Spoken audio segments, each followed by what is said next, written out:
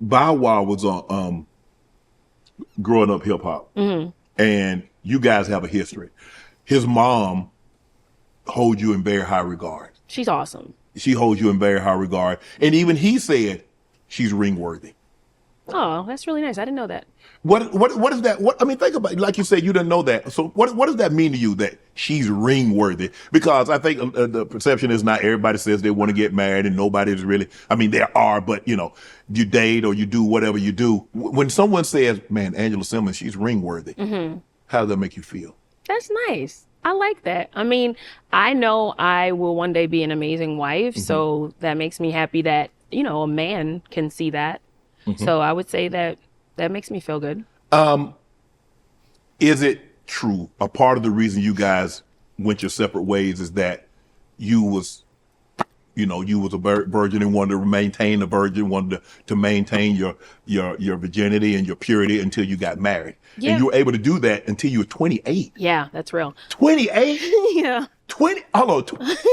Yeah. Did you go to a nun? Did you not go out? Did you not kiss? I'm like, damn, man, how you do 28? Yeah, I was 28. But I'm like, I mean, think about it. 17, and I got teenage daughter. I had teenage daughters, so I know the boy thing is real. And late teenage and early 20s, and all your friends, and you see everybody doing this, and I didn't care. So the real thing is, like, my dad, and I hold my dad in a very, very high regard. Oh, okay. He sat me down. I had to be like, I'm gonna go back to 17 or 18. And he sat me and my sister down. He was like, I want you guys, to hold out, to wait, and da-da-da-da. And I just took it to heart. And then one day I remember going to church and they were discussing all of these things about waiting to marriage. And I was like, you know what?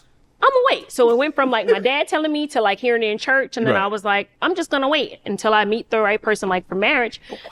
And then time kept ticking and I was like, dang, I'm 28. This is crazy. But yeah, I waited until then. And you asked me two questions. I'm like, wait, I went from that to this. Yeah, because like when someone says that you're ring worthy, and it seems to be, but you're the perfect person I want to ask. Do all women, is it the ring, is it the ceremony, or is it the part of being a wife? Because there's more to being a wife than just getting a ring. It's bigger than the ceremony. Ring. It's the life you're gonna have with that person. You know what I mean? It's the unity underneath God.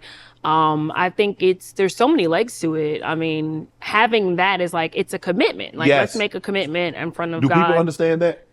I don't know about now. I'll be looking at people like, no, some girls maybe just want a ring. I want more than a ring. Right. Having a ring to me, like if your relationship's not together, I don't want the ring. Like I want to walk around proud with my commitment, with my ring on my hand, because I know I love my man and I don't think anything's perfect, but at the same time, like this shows that we locked in. Right. You know what I mean? Like you with me, I'm with you. And I don't know, that publicly shows something. Right. We know we locked in before the ring because obviously to get to that point, you had to know that you were going to be together.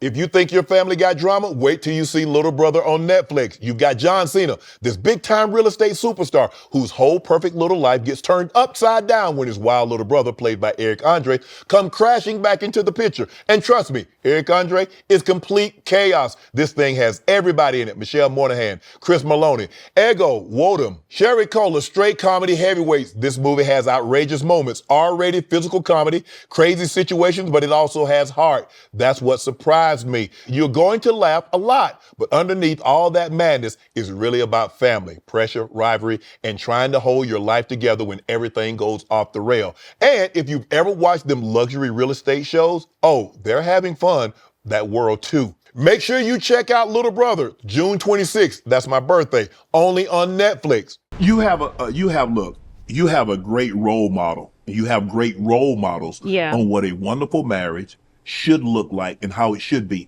Obviously, nobody is 100% happy all the time. No. There's work that's involved. Yeah. But you've had both parents on both sides. You said been in long-term relationships after their original divorce.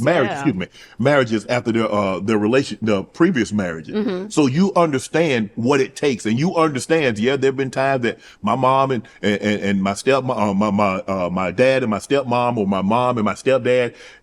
But they work it out. But you know what's crazy is like even both sides, like my mom and my stepdad, Alfonsi, and my dad and my stepmom, they've never showed, like we didn't really see. They don't do that in front of you. We not seen that. Like, I always seen like unity. I mean, if they ever were having an argument, they would not do that in front of us. Like, wow. So we seen like, for me, I remember seeing like really good, healthy relationships when it comes to those marriages. Like, wow. Marriage. Would you ever spin the block and marry an ex? if it makes sense.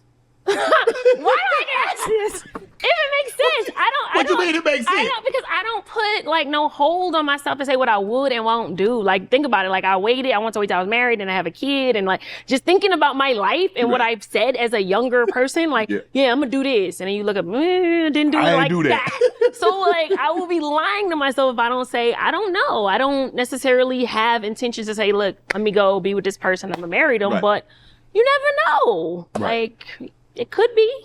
So you were able to wait until you were 28 years of age. Yeah.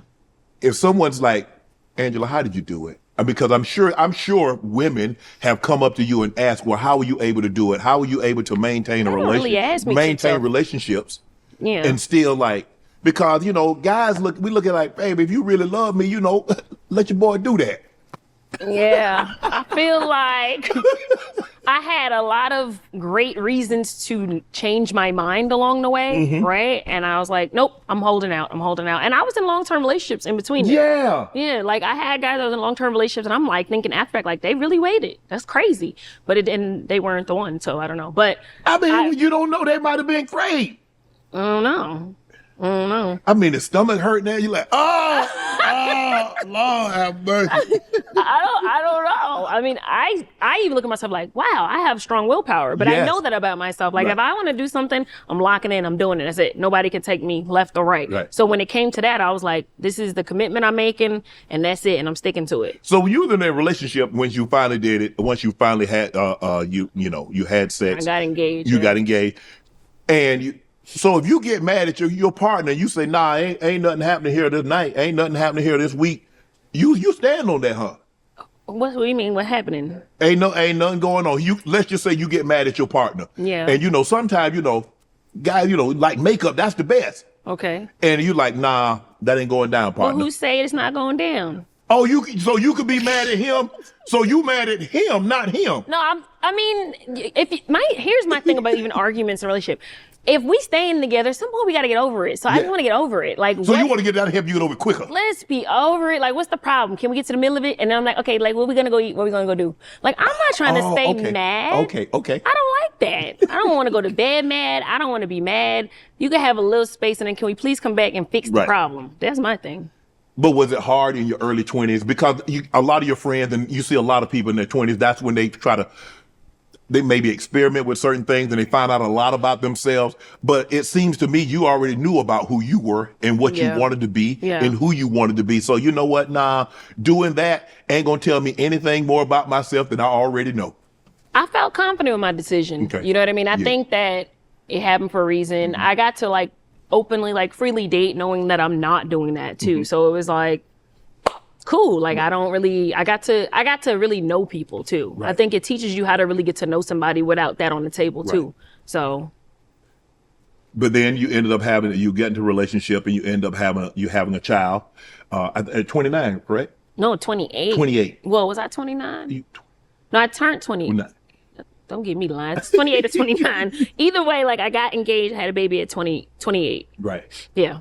And unfortunately, your child's father ended up succumbing to gun violence. How difficult of a situation? Because now you're like, all my life, I've waited 28 years to be in this relationship and to have this relationship, and this is what God sent me. He sent me this man, and this is everything that I've always wanted, and to have it so tragically taken away. It's so many layers to that. We actually weren't together when it happened. We had broken up. But it's one of those things that to me, to this day, is so surreal because it's like, I could have never imagined that this would be my story. You know what I mean?